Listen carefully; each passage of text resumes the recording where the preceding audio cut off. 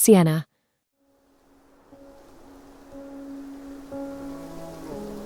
All I could see was sex.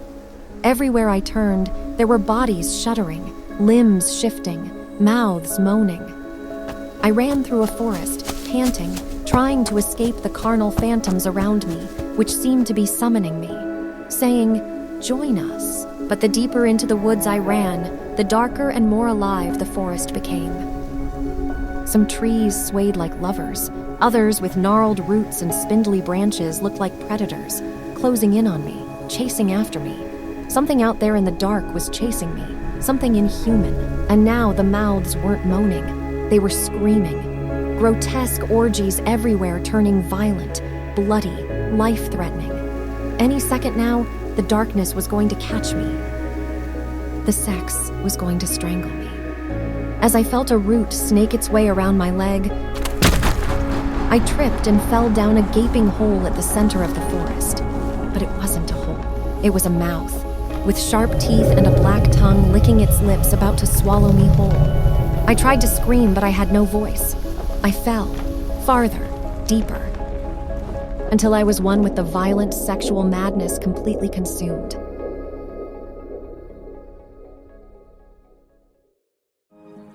I blinked.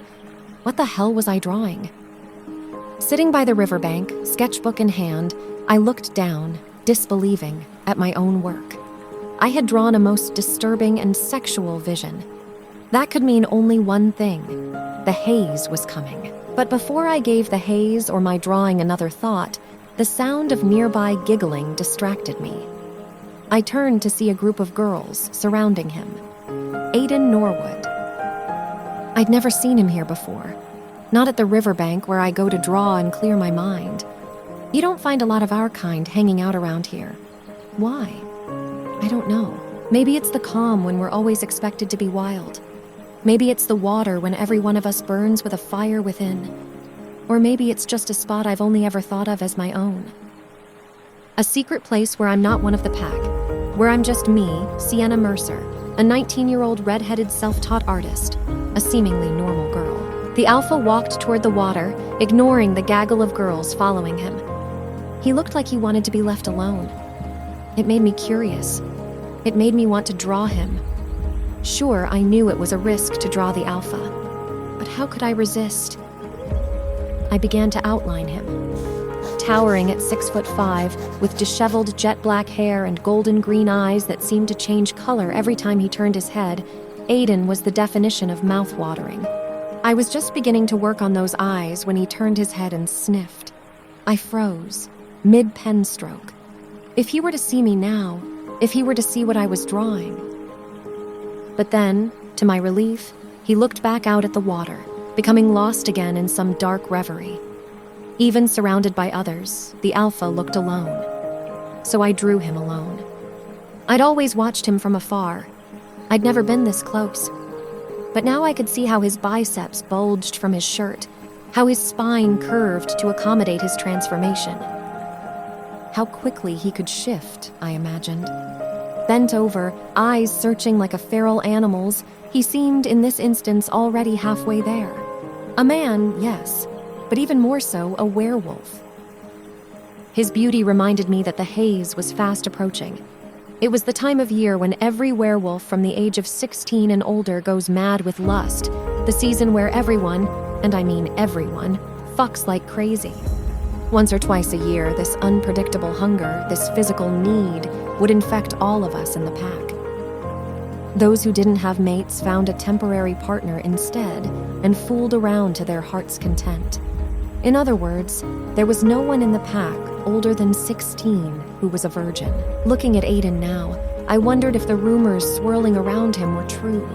If that was one of the reasons he was here, ignoring the girls, brooding by the riverbank. Some said it had been months since Aiden had taken any women to bed, that he was distancing himself from everyone. Why? A secret mate?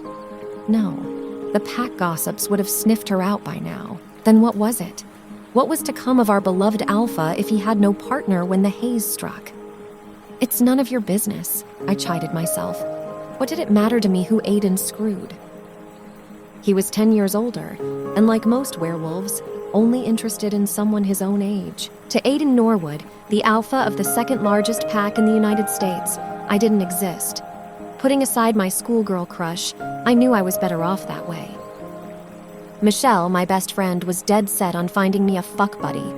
She'd already paired up in advance, as was common among unmated wolves before the haze, trying to set me up with 3 of her brother's friends, who all seemed perfectly decent and who'd been blunt that they thought me fit for a good time in the sack.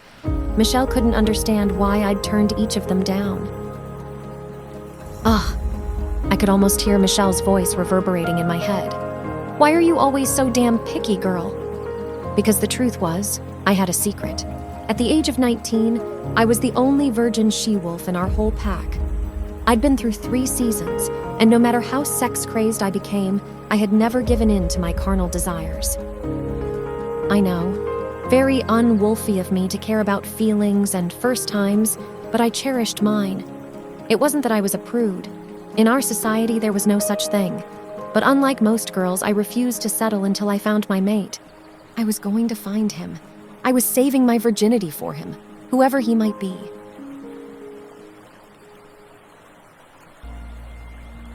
I continued to sketch the alpha when I looked up and saw, to my surprise and sudden dread, he wasn't there. Not bad. I heard a low voice beside me, but the eyes could use a little work. I turned to see, standing right next to me, looking down at my sketch Aiden. Fucking Norwood. Before I could catch my breath, he looked up and our eyes met. I tensed, realizing I was making direct eye contact, and immediately looked away. No one in their right mind dared to look the alpha in the eyes.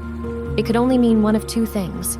You were challenging the alpha's dominance, aka a death wish, or you were inviting the alpha to sex.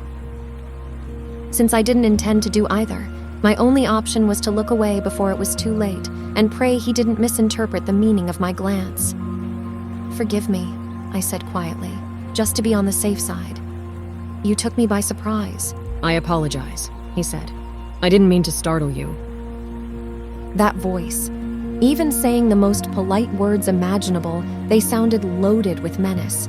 Like at any second, he might rip your throat out with his bare, human-form teeth. "It's okay," he said. "Really, I don't bite most of the time." I was so close I could reach out and touch his rippling muscles and golden skin. I lifted my eyes and chanced a look. A brutal, jagged face that shouldn't be handsome but was.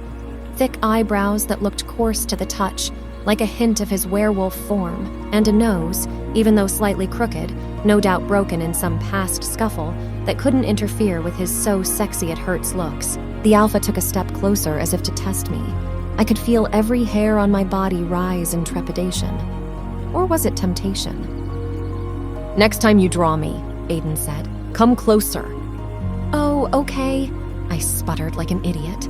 And then, just as quickly as he'd appeared, Aiden Norwood turned and took off, leaving me by the river, alone. I sighed, feeling every muscle in my body ease. It wasn't an everyday event to see the alpha out of the pack house, the headquarters for all pack business. Mostly we saw the alpha at gatherings or balls, always something formal. What had happened here today was rare. I could already see from the jealous looks of Aiden's adoring fans who had followed him here, only to be ignored, that this could quickly spiral out of control. Even a whiff of interaction with a female, especially a young commoner like myself, would be enough to send the horniest bitches into a frenzy, tearing down the pack house's walls just for a taste of him. An event of that magnitude was sure to stress the alpha out. And a stressed alpha meant a dysfunctional alpha, which meant a dysfunctional pack, you get the picture. No one wanted that. I decided, with the little light that was left of the day, I would finish drawing to clear my mind. Just me and the river in peace. But all I could see were Aiden Norwood's eyes, and how very wrong I had drawn them. The alpha was right. I could do better, if I could just get closer. But when would I ever be this close again? I didn't know then what I know now, that within a few hours the haze was about to begin, that I was about to become a sex-crazed beast, and that Aiden Norwood, the alpha of the East Coast pack, was going to play a very prominent role in my sexual awakening. It was enough to make a girl howl,